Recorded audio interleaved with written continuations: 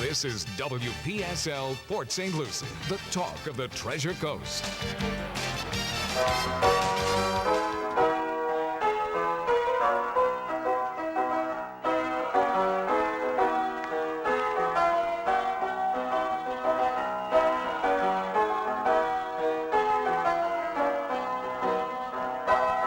It's 11:06 at WPSL 1590, the talk of the Treasure Coast, webcaster to the world. You're on Ask a Rabbi. And this is Rabbi Shafir Lobb of Congregation Eitz Chayim, and I am here for you to ask just about any question you might have. You can give me a call at 772-340-1590. I was about to give you my cell phone. That wouldn't work. It wouldn't be on the air. You can call her on her cell at 3 a.m. Oh. You probably could. I don't know that you'd hear anything, but you can certainly give me a call. 772-340-1590. That is not my cell phone. That is the Ask a Rabbi line, so you can come directly in and ask me a question. And welcome this morning, this brisk, although not as brisk as it was the last 2 days, as we have our Florida winter. I know that my puppies It's over. Yeah. I hope so. It felt a lot better last night after the rain.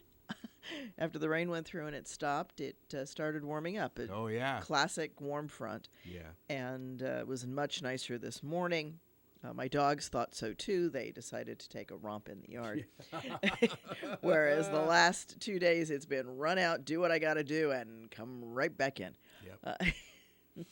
Yeah, it's so unusual for us to get, well, it's not cold weather. I mean, all of my compatriots in Connecticut are sitting there and go, you whiners. Yes, we are, and proud. You know, so I talk about one of my memories of Florida. Back when I lived in Ohio, we used to show dogs. And there's a major Florida circuit in early January. And Gee, I wonder why. Yeah, I can't imagine why. But it's like a week of shows up through the DeLand and Tampa area. Oh, okay. It swings across the state, the northern part of the state. The I-4 corridor. And yeah, I-10 all corridor. of that stuff. Yeah. And it was a particularly miserable, rainy show that year. And we were actually waiting. We had a problem. We had some bad spark plugs. We hadn't yet discovered the problem. We discovered the results of the problem, but not the cause of the problem. And so we were waiting for somebody to come and jump the motorhome so we could get going and make our way. And while we were sitting there, we were sitting on a golf cart with one of the show security types, because we were one of the last motorhomes to leave that day, and he was actually wearing a fur parka.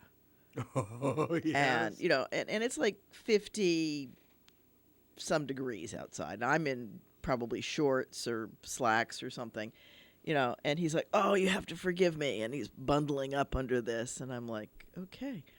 And I totally get it, We were up, when was it, in Tallahassee when Ken Pruitt was installed as president of the Senate, doing the morning show and stuff up there. And it was, I think, 28 degrees. And up in Tallahassee, especially with all the mountains and stuff, it got real windy. Yeah. And, that'll wake you up. Yeah. I've got some friends in Louisiana, and they're not happy about the weather. But I'm the... It's kind of funny because I used to, when I worked at Goodyear as an engineer, I used to wear basically a three-piece suit, just like the guys did, but it was a relatively short skirt. Mm-hmm. It was, above the knee. But there was also a vest and a jacket with it because that was the engineer's uniform, if you will. In fact, I used to call it my uniform. Coming out of the military, it just felt like a change into a slightly different uniform. You say skirt above the knee? Yeah, just right above the knee. You wouldn't have made it at a Catholic school. I understand that. Yeah. When we graduated from Girls High, the year that I graduated, we had to kneel on the stage, and the skirt had to hit the stage. Okay. Yeah. So they actually came by. I mean, if you were with more a ruler. With a ruler. If you were more than a half inch away from the stage, you were not going to graduate in that dress. I remember those days. And My mother shortened the skirt after graduation because everybody was wearing shorter skirts back then. And, back in the dinosaur days. But in any event, so that was my standard three-piece suit. But as soon as the weather got below freezing, it became a three-piece pantsuit. So I had four-piece suits. They all had matching pants. And if it was really cold, the sweaters and the parkas and all of that good stuff came out. Well, in that part of Ohio, you guys would get all those wild Chinook winds out of Canada, right? We'd occasionally go, several degrees below zero, so it got cold. And we had level 3 emergencies, mostly with ice coming in off of the snow, right? Because we were where I lived, we were just at the bottom edge of the snow belt. But where I worked in Akron, they were just a couple of miles inside the snow band. And so that transition area ices up a lot. And so we had a lot of ice emergencies with the cold weather. And, you learn to have blankets and stuff like that in your back seat, because if you get a flat tire or something like that, it's going to be blooming cold until somebody comes and helps you. Sure. Man, I remember when Carol and I were back for just the year and a half we were when I was at ESPN and she was at WBZ in Boston, they used to plow the Mass Pike all the time, but they never did at night in Connecticut. So if we had tons of snow, I couldn't leave until daybreak, and then they plowed the roads and could get to Boston in the normal 2 hours. In Ohio, they used to stage the snow equipment if there was a forecast of bad weather. They did that in Massachusetts. The truck, and you'd be driving along and you go, why are all the snow trucks out? But I can dog show people are insane, and I fit that category. We were going to a show in Detroit. And we had to get there. We had to be at the show at like 6 or 7 in the morning. So we're like on the road at 2 or 3. So these are arenas that you're going to. We're going right? to arenas. Yeah, I was going to say you're not outdoors. Yeah. Okay. No, not in the winter. I can remember a couple of times where it was so cold it was hard to let the dogs out of the motorhome, and we learned to have a dog dryer to blow it on the lock so that we could open the motorhome on occasion. Yeah, there were definitely cold weather things, and you didn't have water in the system. The motorhome was drained, and so you lived with bottled water. And did those pipes freeze too? Oh yeah, they'll freeze too. Sure, I didn't know that. Any pipe will freeze if it's not heated enough. I just thought it had to be underground. No, if it's exposed to the cold air on the outside of the motorhome or on the undercarriage. The undercarriage is where it's really a problem. And, stuff that's totally inside, there wasn't a problem because we heated the inside of it. But if it was exposed to the cold wind and it's minus 17 or, with wind, yeah. So we used to travel what was called dry. I remember way back in the day, this would have been 78 season. Remember the big blizzard that they had up in the northern confines of the country? Anyway, we're on a hockey trip with the San Diego Mariners. We started in Quebec, and we're working our way to Vancouver. And it was so funny because we had to take a train the whole way. There was no airport open. Yeah. It was incredible. I can believe that. Oh. So anyway, so we're heading up to Detroit, and and all ice. More than all ice, we actually saw an ice truck go off, a plow go off the road into the ditch. No way. Oh. Yeah, wow. As we were driving, so we were like, okay, this is really a time to be careful, and we got there safely, and there were folks taking care of the truck that went off. They don't work solo when it's that bad. But, we were looking at each other thinking, what kind of insanity is this? But, we were vendors, among other things, and so you had to get to the shows. Sure. We depended on that income. Were you in the old Cobo Arena in downtown Detroit? Were you? Okay. Downtown Detroit. Oh, yeah. And we used to take the people, that year, we definitely took the people mover because you could get on it inside Cobo Hall.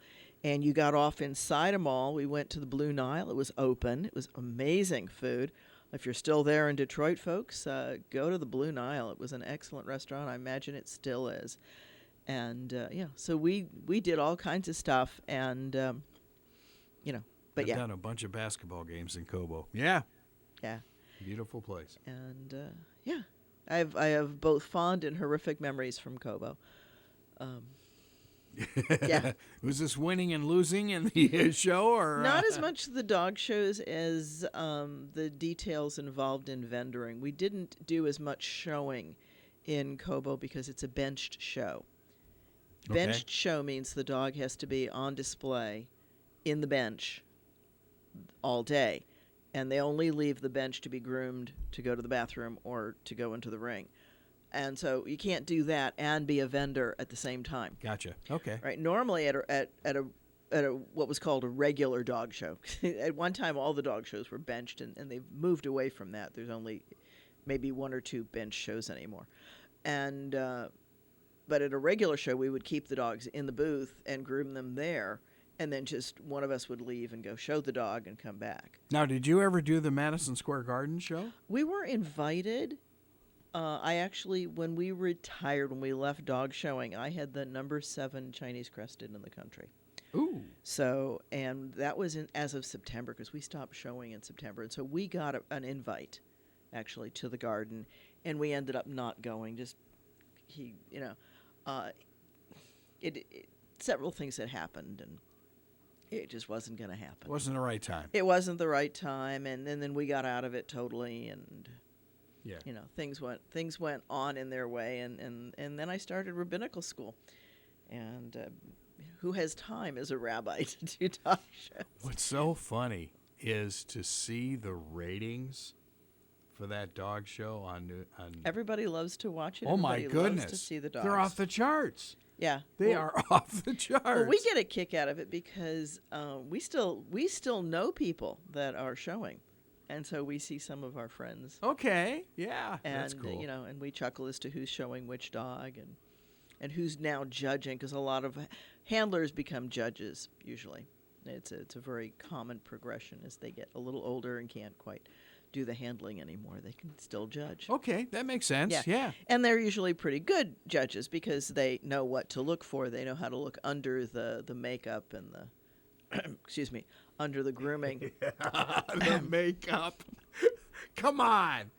No, they don't. The standard joke was, you're not allowed to put anything foreign on a dog while they're being shown. And we used to say, oh, it's made in USA. It's not foreign. Oh, no. I didn't know that. I've never heard of that. Yeah. Wow.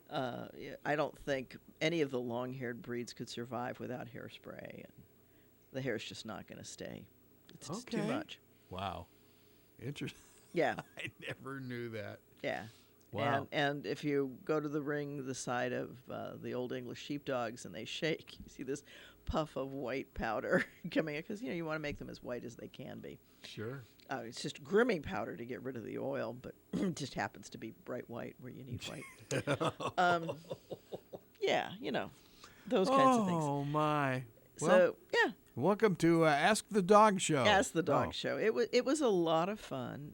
Bill and I did it for more than a decade, quite a few years, and we used to vendor as well, selling art and jewelry and T-shirts at one point. How about you packed on the mileage on the RV? Oh, we packed on the mileage. Yeah, our RV was worse than a car. And we actually went in 2 vehicles. Bill was usually driving the motorhome, and I was usually driving a van behind it. Well, yeah. And Bill and the dogs were in the motorhome, except for 1 or 2 that always went with me, just so I wasn't alone in the van.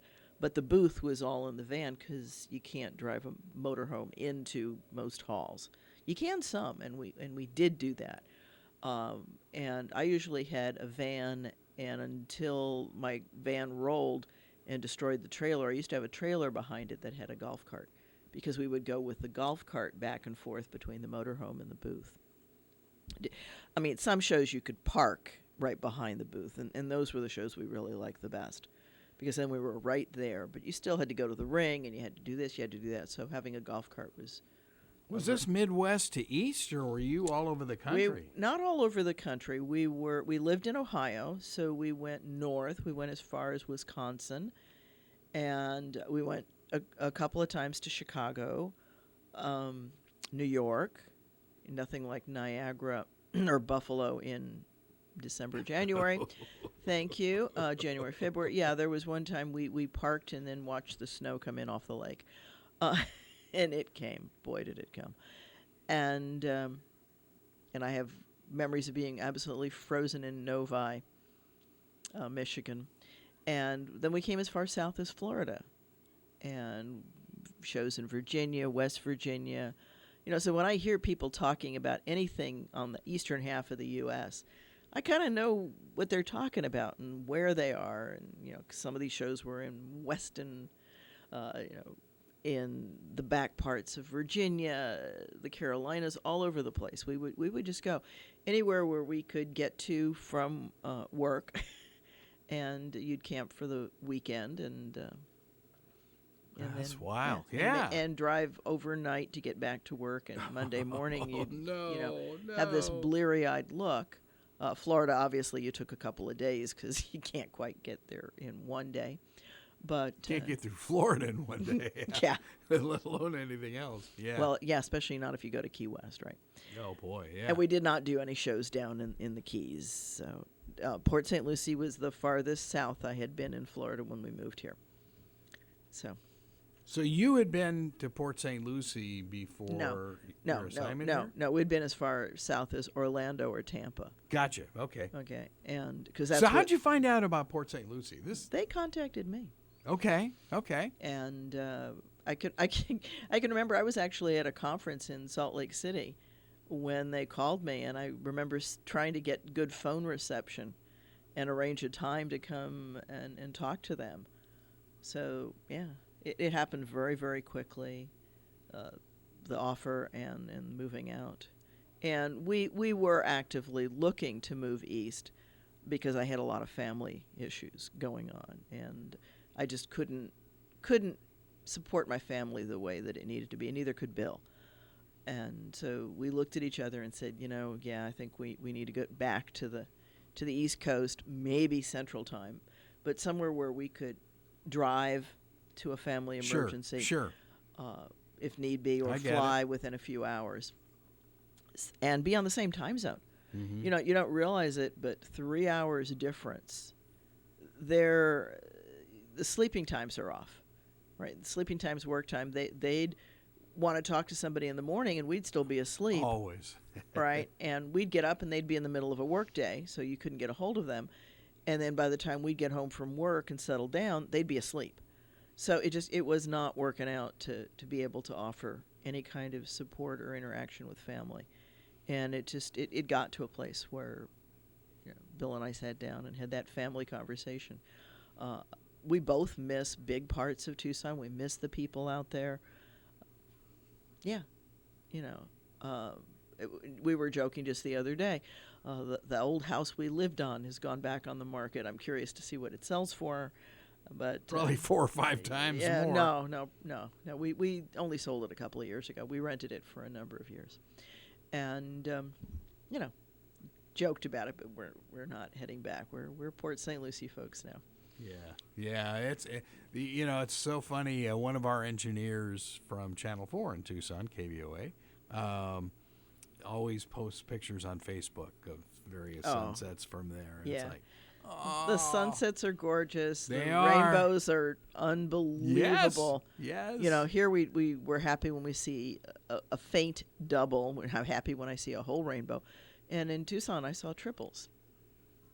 So not often. Never have. There were a couple of triples, and it's gorgeous. I love the idea that it rains so little that everybody runs out and watches it in the wash. Bill and I still joke about it. That the dogs must think we're great hunters that we go down into the wash and come back with all of this. The talk in the house is Tucson talk. And yes, I do have a couple of saguaro growing in my patio. Still. All right. I didn't think they'd survive here. They do. People say that you can actually plant them outside providing they get really good drainage, because we don't really freeze. Right? Last night was, or the night before last, was about as close as we usually get. And so they're okay as long as they don't freeze. They're not totally happy. But they, as long as they drain, as long as their feet are not wet, they'll grow. So I've got to ask you about the big news story, obviously, that virus that's going around in China. How are your kids? My kids are handling it? talking about it. I'll bet. They are talking about They're it. scared. They're scared. There's not nearly as much travel this year. There are a number of industries that I believe are going to really hurt financially in China. Because people are not. It's been billed as the biggest human migration, the Chinese New Year. Chinese New Year is Saturday. Oh God! It starts tonight and it goes through tomorrow. And a lot of my students were saying, no, their families are not going anywhere this year. They're still having the big dinners, most of them. And I'd have to ask the students to see who was really where, but no, they're all abuzz with it. Because, we usually have 2 or 3 minutes at the end of the lesson. We're required to give 25 minutes of lesson, so there's usually what's called casual conversation at the end of it, and they're bringing it up. They're very concerned. They were the ones who said, "Oh, it's like stars." And I'm like, well, "You guys know those words, okay?" Yeah, which it tells you what's important. It's kind of sad in a way, but yeah. But it's important to have a protocol when there's an outbreak of something to contain it. As I mentioned to you when I walked in, they closed Disney in Shanghai. And they closed Disney. There's another Disney down in near Hong Kong. Mm-hmm. And they've closed both of those, as far as I understand, just to limit the person-to-person contact. Sure. And that's got to be devastating to those industries. Well, our CBS News yesterday had a story on the Chinese government saying that they were building a field hospital, if you will. It would take a week, but it was just strictly for that virus. For that virus, yeah, to try to contain it. And I think that's a good idea. Let's see the government of any organization, of any country, step in and help its people when you've got a situation. Are your kids getting the news from the news media in China? How are they just getting it from their parents? I don't know. That they do watch. Watching TV is a big part of the Chinese New Year, because there are celebrations, and I'm going to guess that those are still going to go on in Tiananmen Square and those areas, and fireworks and all of that. There may be fewer people in physical attendance at those events, but I think a lot of those events are still, unless, I'll find out in the next couple of days. I've got WeChat, which is their Facebook. They don't have access to things like YouTube and different other, they don't have that connection. And I used to think, is that because of the government? I think so. I think that there's a concern at the speed at which people can post things. Oh yeah, and how news can travel. But we don't have access to everything here either. When we were cruising in December, we went to the Dominican Republic. And there's a chocolate co-op, and I've got their website because I've got a box of their chocolate, and I've got a bag from them. It's got the website on it. You can't get there from here, even though it's a .com. Yeah, so you can't always get somewhere, even if it's on the internet. Now maybe there's a way if you knew how to go the back doors, but it's not on the open net. Sure. Wow. And so it's an interesting, big, wide world we live in. So there's more blockage. And then, of course, we're also controlled, if you will, by the bots. And it's not mind control or anything. What the bots do, if you're using something like Facebook or Google, it says, what do you usually search for? What are the things, not what do you search for, but what things do you actually click on and go and check out? Because they want to have clicks. They get paid by how many clicks they send you to which websites. That's how they make their money. And so they want to maximize the number of things you're going to click on. So they study your habits by IP, not by person, but by IP. Great. And the bot says, okay, you usually click on these kinds of sites.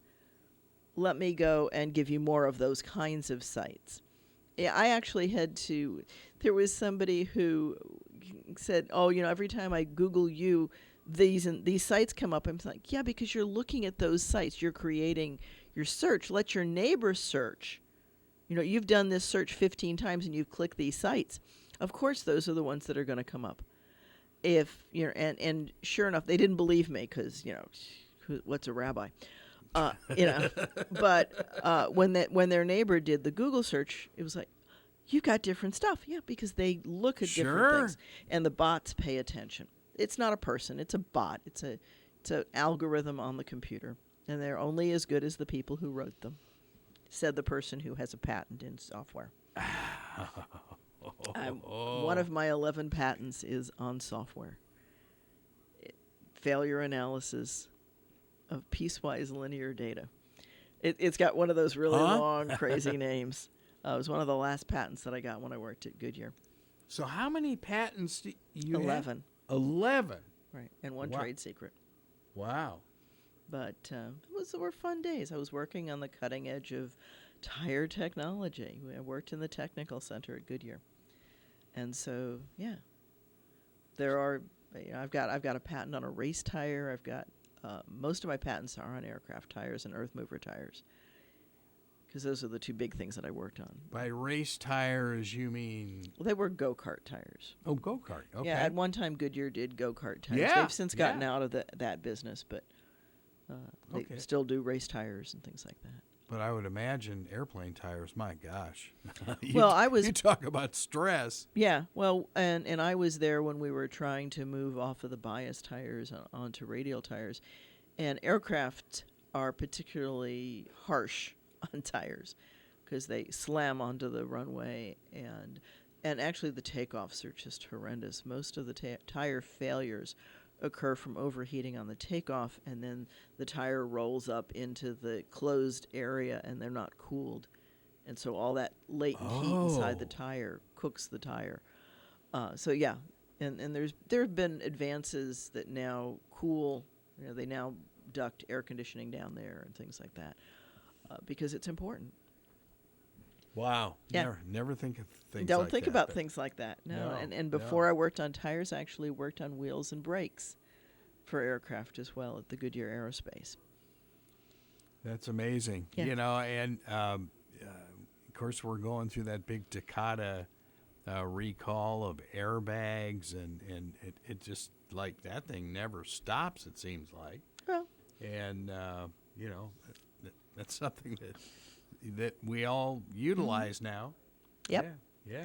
And I have had airbags in my face, and they are important and they're good for you. Scared the living daylights out of my dogs, but yeah.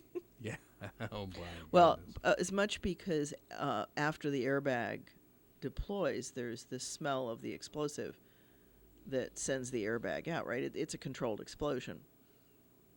So there's this black powder smell. Yeah, I've never seen one, but okay. Yeah, there's a black powder smell in the car. Like gunpowder almost. Yeah, which, kind of smells to the dog like they're burning, and they're kind of want to get out of there, and you're like, no, stay inside the car because it's safer. Until I can transfer you to the motorhome, you stay in the van. Wow. Yeah, care of the dogs in the I was in two accidents fairly close together. One was a tire failure that flipped. The tire hit the trailer and fishtailed it, and that rolled me and took me off the road and onto my head. And that was actually kind of a funny thing because somebody stopped the car and ran up to me and yelled, and get out of the van, it's going to explode. And I'm like, ma'am, the gas is leaking out of the gas tank in the back, and the engine's in the air, so there's no way that the gas is going to hit the hot engine. TV movies notwithstanding, you kind of have to have gas hit the hot surface to ignite. Yeah. The ground is not going to hurt anything. It's annoying and it stinks, but it's just that. And, so calm down. I'm in the accident and I'm calmer than the person who's trying to help me. that was kind That of probably happens yeah. a lot, too. that was kind of a humorous moment. And then the other one was two kids were drag racing and came around another car who saw it, actually, who was my witness for the hearing, and they took the front end of my van off. Ooh. Oh, God. Yeah, just, if it had been a few more inches, it would have been a lot more catastrophic. And, those were my two accidents. Wow. And the guy who saw it, who they came around his car to fly in front of mine as I was, because I had plenty of clearance to make the left turn off the ramp onto the other road. And, Now, was this wintry conditions? No, that one really wasn't. It was Indiana. It was in the back reaches of Indiana. It was a dentist who was in the car that saw everything, and he remembers seeing me on the ramp waiting to make my left and seeing the two cars in his rearview mirror. He had a premonition this was not going to go well. Oh boy! Because he saw them coming up fast, and they skidded around him. They actually, they were not on the main part of the highway. They were kind of on the left side because they'd gone around him. So it was a double lane, and they were in the left lane. But that was enough to catch my front end as I was coming out. Our old television station in Los Angeles, because obviously police chases are everywhere, but they had video from their helicopter of these drag racers in East L.A. last night, scaring people. Oh, some of them are right. just, And I'll admit that, I did my share of speeding in high school and college. It's not safe. Fortunately, I had the reflexes of a late teenager, but it still takes time for the car to stop, and it's not good for the car. I can remember one time coming on a back road in Pennsylvania, coming around a corner, and the farmers taking the cows across the road, and that was a screech and stop, and we did not hit a cow. Nor did we hit the farmer, nor did we go in the ditch. But, it certainly was an attention getter for me. I was the one driving. Yeah. And it was like, maybe we slow down from here on out. All right. So it's not that we haven't done stupid things and survived. It's that we were lucky enough to survive some of our stupidity. So that's like a whole lot of stuff that has not much to do with a rabbi, but you certainly are welcome to ask a rabbi any questions that you might have. And I think we have somebody, actually. We have Julie or Julia on line 1. Thank you for calling. Hi, good morning. I'm Julie. Hi, Julie. I have a question, and I don't know if it's bigger than the time you have, and perhaps you've already covered it. But I'm a second-generation American. My grandparents and beyond were from Germany, and I found out recently through some background investigation that they were Jews, and of the Jewish. And I was raised as a Lutheran. All of my family that I know, and I have tons of relatives and cousins and everybody, as far as everybody knows and talks about, we are always Lutherans. In fact, the only black sheep in our family was the Catholic that my aunt married. But I was wondering, with all of this revelation, with all of these DNA tests and all, I guess what really makes a person from maybe Jewish descent or whatever, like what impact does that really have? Are you baptized and that's your religion? Are you born, of your heritage? Okay, so the question from Julie was that she discovered that part of her family, or all of it maybe, was Jewish, coming from Germany, and they've since become Lutheran. I'm just paraphrasing because not everybody hears the call. Yes. And so she was asking, what is it that makes somebody Jewish? Jews are not baptized. Baptism is a Christian ritual. There is the closest thing in Judaism is called a mikveh, and women are invited to do that every month at the end of their cycle, and couples do it before they get married. Men often do it before Shabbat or a holiday. That's a purification ritual. It's not a baptism kind of thing. It's something a little bit different. It's a purity ritual. So what makes you Lutheran or Jewish is your choice.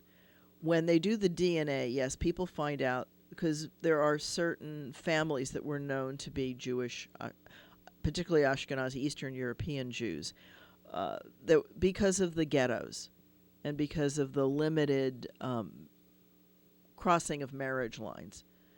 Since there was not a lot of mixed marriage, because sometimes it was illegal, and also because of the isolation in the ghettos, the DNA pool is much more limited. And so when they do these DNA studies, it's not that your religion is Judaism, but that your ancestors were known to be part of the Jewish community.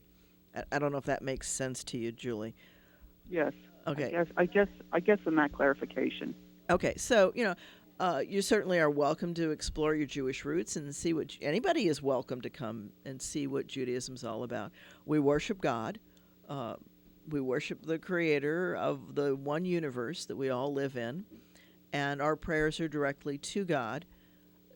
There is no Jesus in Judaism for a couple of reasons. One, Judaism does not believe that there was an unforgivable sin that occurred in the garden. Okay, there's okay, so do I have enough time to talk about the garden? The garden is a growing. You got plenty of time. I got plenty of time. I got 20 minutes. Are you ready for this, Julie? You can continue to listen, ask any questions, or you're welcome to hop off if you want to, your choice. So the garden is, to me, one of the biggest differences, our understanding of the garden. Jews look at the story in the garden, and we don't see that as the devil. It's there's a serpent that talks. The serpent in Scripture shows up every time that there's a new spiritual plane to be achieved. Moses puts a copper snake out for people to touch at one point.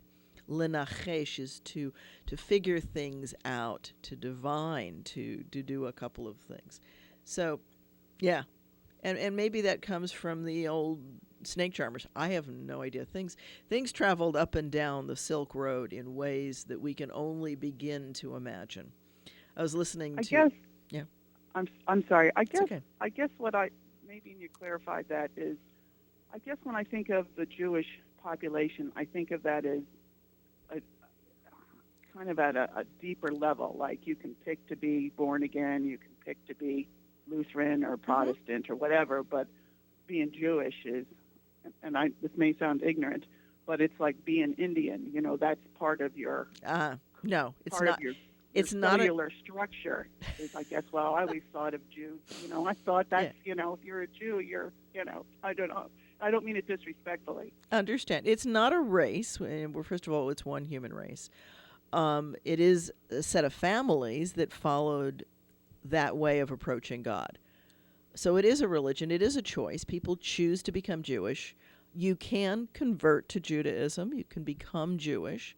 You can also leave Judaism and not be Jewish anymore and be Lutheran or Catholic or Hindu or Muslim or whatever. You can actively join a religion.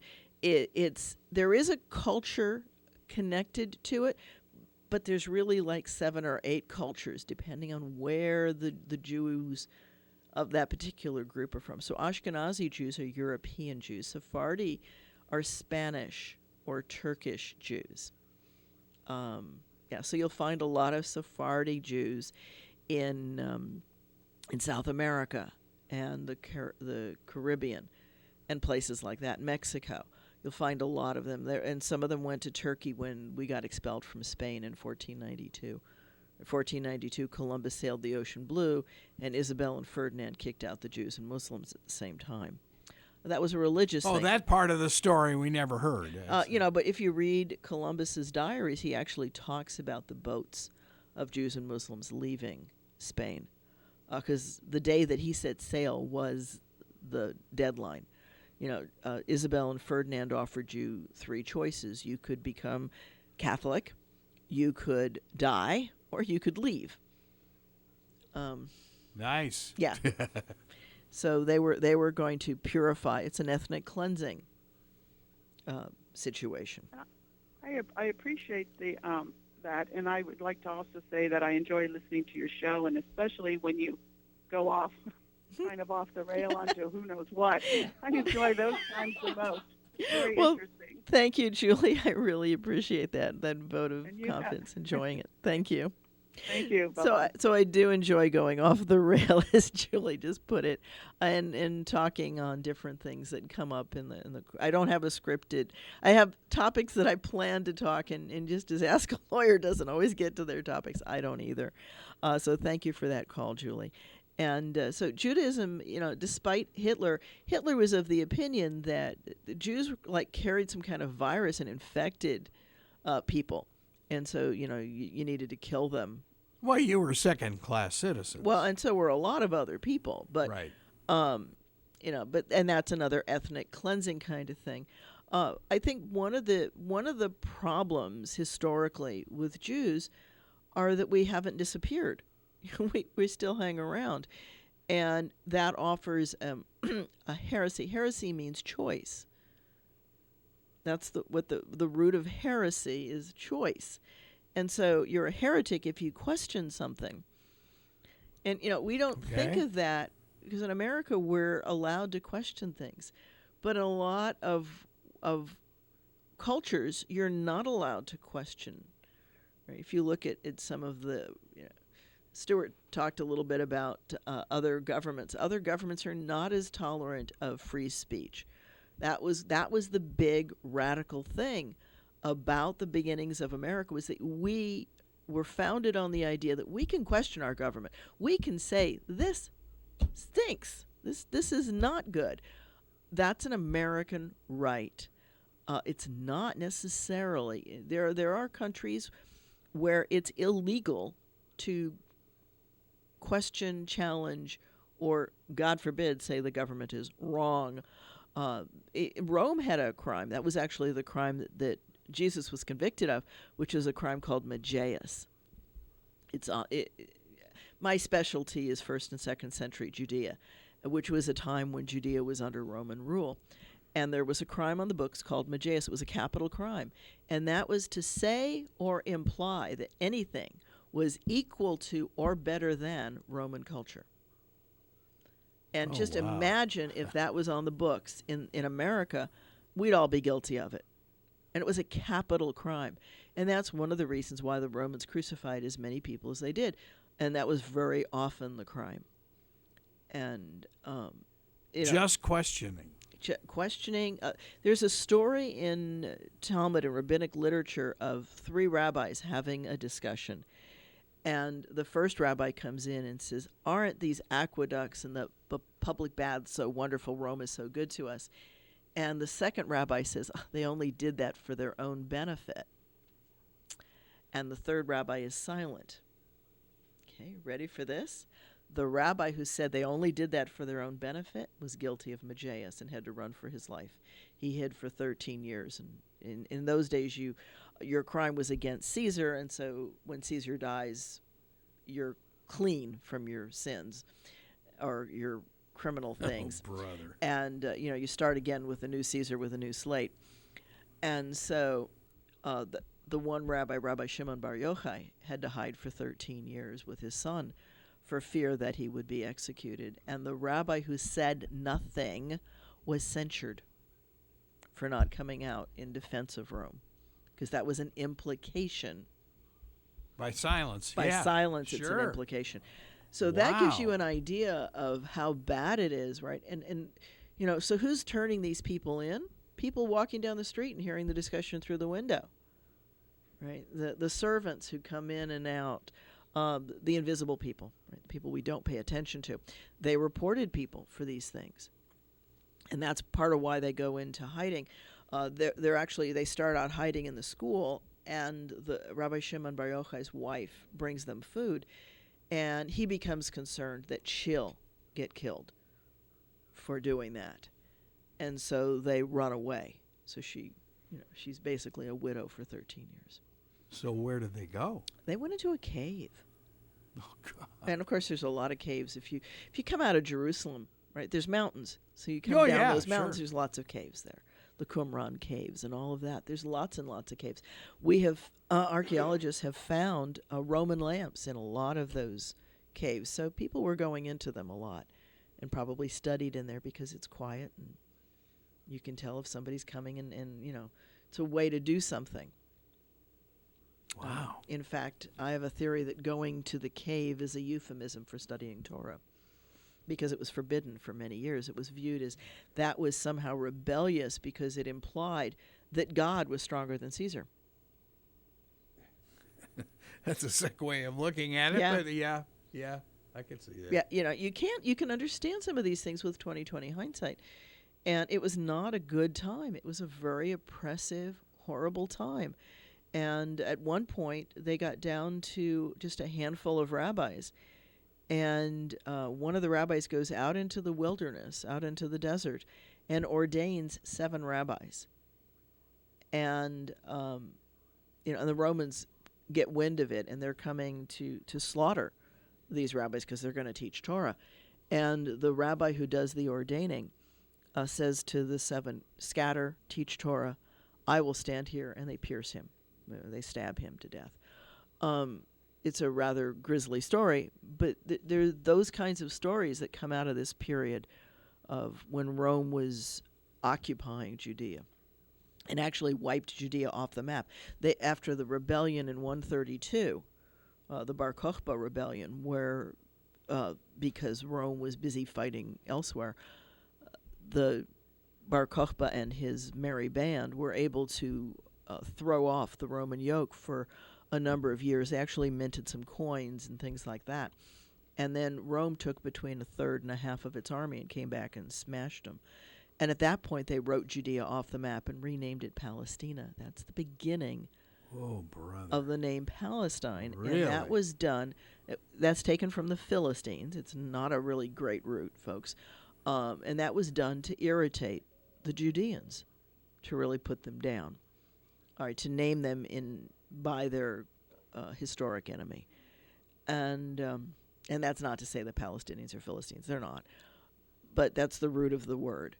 And that's, clearly part of Jewish history.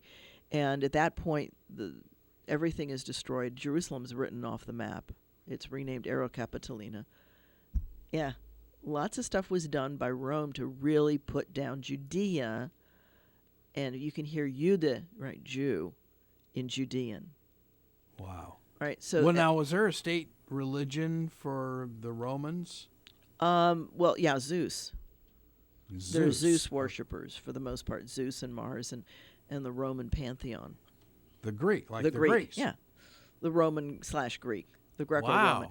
They're Okay. Greco-Roman. Yeah, right. sure. It's Greco-Roman. It's the same gods with different names, right? Some names are Greek, some are Latin, but it's basically the same pantheon. And the other thing that's going on in the Roman Empire, and will come to a head when we get to Constantine and the 2 or 3 emperors right after him, is really when Christianity takes a seat in the Roman Empire. But the other thing that you have is a backwash of Persian mystery religions, of Zoroastrianism, which is big in that area, and it comes back in from Partha, from the Parthian Empire. And you've got all of this mixing up and down the Silk Road and into the Roman Empire, and Alexander the Great, right, mixed the traditions up. That's what they mean. He took some of Zoroastrian, he took some of this, some of Mesopotamian stuff, and he kind of blended it together into a Roman, and then Christianity gets blended into that. And that's why you've got stuff in Christianity that doesn't come from Judaism. You've got the devil and hell, which does not come out of Judaism. We do not have a concept of hell. Yes, there's Gehenna and there's Sheol. Sheol is the grave, and everybody does go there. Everybody dies. What about the afterlife? The afterlife is not specified in Jewish scriptures. And so Jews have a variety of beliefs about it. In fact, some of the most heated arguments are about what is or isn't. Judaism has no fixed doctrine about it. The Sadducees didn't believe in any kind of an afterlife. Many Jews don't. Some do. And I'm not here to say one or the other because I ain't been there and come back. So, and I haven't talked to anybody who has. Now, do I have experiences that convince me one way or another? Yes. And I think there's something there, but I don't know what it is. And I'm more than willing to say I don't know. I'll find out. I'll get there. It'll be a whole new whatever, or it won't. And whatever it is, it's in God's plans. So, I can handle not knowing. It's going to be what it's going to be. And my experiences of the source of life, which is, that's how I start by defining God. God is the source of life, whatever that is, whatever it is. My experiences of it have not been fire and brimstone. They've been loving, wonderful, exhilarating endorphin rushes. So unless I'm being terribly fooled, in which case it's all up to a game anyway, and I can't control it. So what I can control, I'll worry about, and what I can't, I won't. I still don't get atheism. I just don't get that. I think my experience with most atheists is that they have a definition of God that I can't accept either. Agnostics or atheists? Agnostics don't know. They say the court's out and we'll figure it out. God, if there is a God, and bless my soul if I have we'll a find soul. it out. Yeah. Right. Or my other one is, dear God, to whom it may concern. Right. So there are people who believe in an impersonal, non-interactive God, and people who believe in an interactive, sentient God. And I'm going to say that's a function of what you've experienced. But all of us, I think, will agree that we're alive. It's either that or a really great computer simulation. And in which case it doesn't matter anyway. Come meet Michael Jackson over here. Right. Oh, yeah. And that's not to be flip about it, because I think that one of the things we really, really need to work on, and every religion teaches this, is that we are all part of the same family. We all started from whichever set of chromosomes decided to be human. However that worked, whether it was evolution, a la Darwin or somebody else, or, aliens, it doesn't really matter. Somewhere it all started, and wherever that was, we all started from the same place. We didn't suddenly magically come from some other place. Right, the devil is not stronger than God, theoretically, but the devil comes from Zoroastrianism. Hell comes from Zoroastrianism.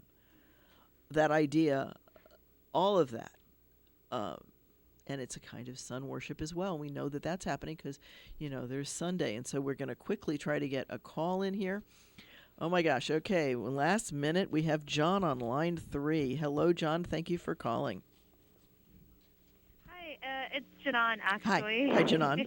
Sorry about that. How are you? No, it's okay. Everyone gets it wrong, so it's fine. I'm used to it. How are you? I am great, Janan. Thank you for calling. What's your question or comment? We've got 1 minute, so let's be quick. Oh, I just wanted to confirm that you received a event kit that I had sent over. That I had received what? Well, let's talk about that after the show, because we've got the music coming on. And stay with me, and I will talk with you after the show. Thank you for listening to Ask a Rabbi. This is Rabbi Shafir Lobb of Congregation Eitz Chayim. Please do join us Friday nights at 7:30. Everyone's welcome. Come check us out. And that's at 540 Northwest University Boulevard, across from Met Stadium, Suite 102, next to the elevator. And I'll see you next week for Ask a Rabbi. Thank you for being with me. You've been listening to Ask a Rabbi right here on WPSL 1590, the Talk of the Treasure Coast, webcaster to the world.